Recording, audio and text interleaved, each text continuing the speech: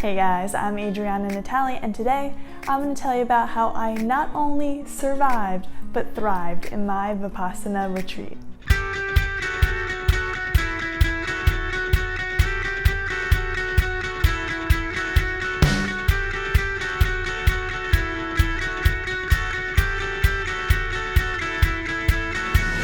Now, first, most notably, and the main point of the entire practice is that I did come out of it feeling more equanimous in my life. I noticed things that, used to make me a little bit more upset or irritated or agitated didn't bother me as much. And I wasn't having as many cravings for things that I used to crave before I went on this Vipassana retreat.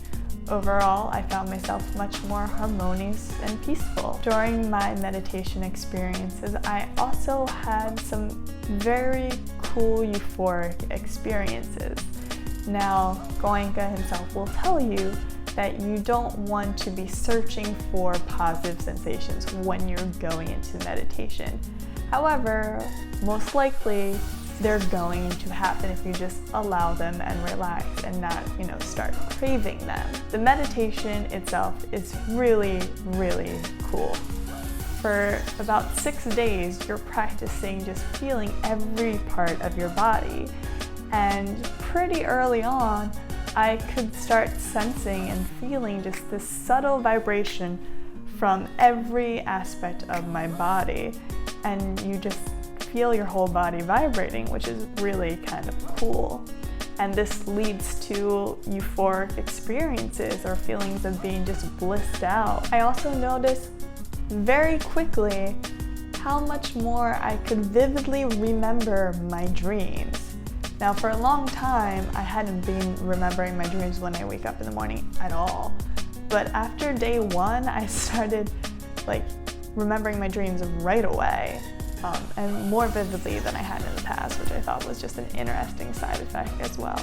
I also noticed that it opened up my creativity. I found myself in meditations and all of a sudden these ideas for different stories or sketches or song parodies would pop up into my head. And it felt one of the most creative times in my life, actually. So finally, guys, I'd like to give you some tips on how to make the most out of your Vipassana experience. I definitely recommend practicing meditation before you go.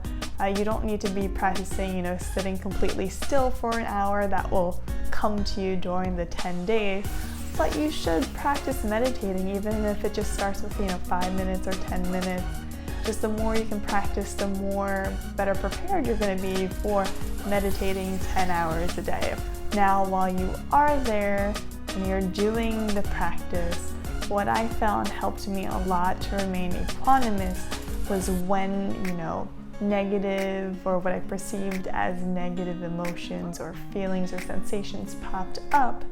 There are 2 things that I did.